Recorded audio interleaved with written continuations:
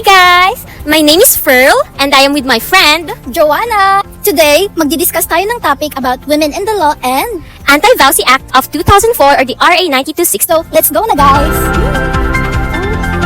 Una, naghahanap kami ng pwedeng i-interview. Excuse me po, I'm Pearl and I'm with Joanna. We would like to interview you po about the Anti-Vowsy Act of 2004 or the RA 9262 and the... And also po, sa topic ng women in education and how women will be empowered po. Okay po, pwede po. Sige, Thank go. you po. May I ask po sa inyong pangalan po ate? Hi, I'm Marian Balaca. And you po ate? I'm Megan Magsipok po. I am Saracel Mangansakan po. Yeah. Richard Buhian. I'm Ren Shishua Inate. I'm Christian Jamiram Salas. First question is, I think most women in today's generation, mas malaki na yung opportunity nila in terms of having different works in the industry compared noon na sa bahay lang talaga sila. so for the next question po. I think that gender equality is achieved already in today's generation, especially sa wages ng mga babae at saka sa lalaki, kasi wala namang batas na or patakaran na nagsasabi na mas mataas dapat ang sweldo ng lalaki kaysa sa babae. So I think equally na sila in terms of that aspect. But meron pa rin sigurong biases, especially knowing that ang lalaki may mga stereotypes na nagsasabi na mas capable sila in terms sa mga labor works kaysa sa babae. So For you, Miss Megan?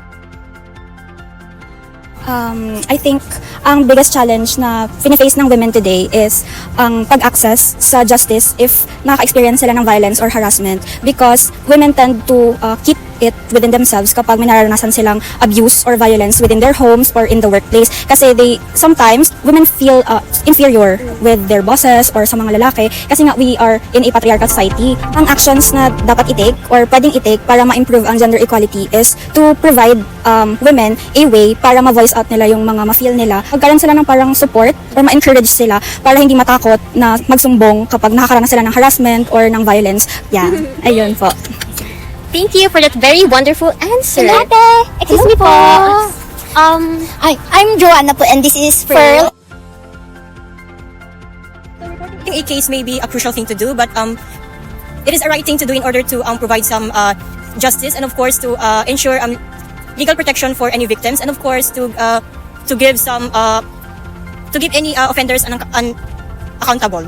Thank you po for giving us that answer po, Miss Sarah. No problem. Thank you. Thank you. Thank you very much. Joanna, parang gusto ko mag-interview ng lalaki. Oo nga no, paano natin malalaman na ang tingin ng bawat gender ay equal sa isa't isa? Yeah. Hello po mga kuya, and I'm Joanna po and I'm Pearl.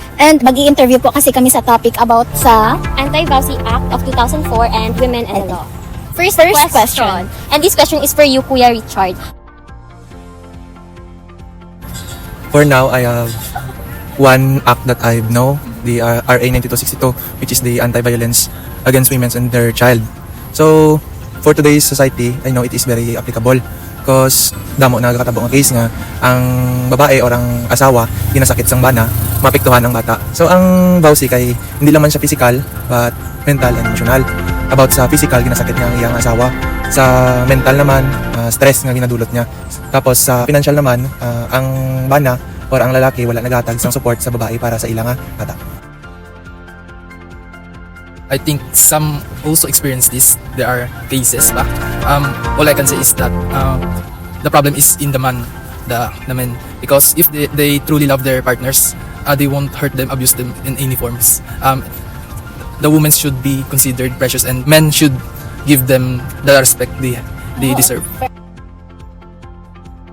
Kita ko si Ma'am Shane Gonzales kung siguro balaan niyo muna kung sino siya kay guidance counselor sa ang mga ginahandle niya balang ang mga cases sa mga estudyante para sa aton bugat sa kay mga kaso sa mga tawag na mga abuse sa mga babae dire kaya manggalis ng babae ang mga amusin nga butang no, so na-inspired ko siya ba kay biskan nga babae lang siya pero nakanya tanan i-handle ang mga ginapahimo siya dire sa school ba. I am a woman, of course. I am a woman, of course, I am empowered. I am a woman, of course, I am the voice of change. Thank you po. I'm a man that supports women because I'm aware of gender equality so that women and men and other genders are equal. Because I respect them. Because women is important to our society and the growth of our society. wow. Thank you. Thank you so Thank much you for po your talaga. time and for your insights. Thank you.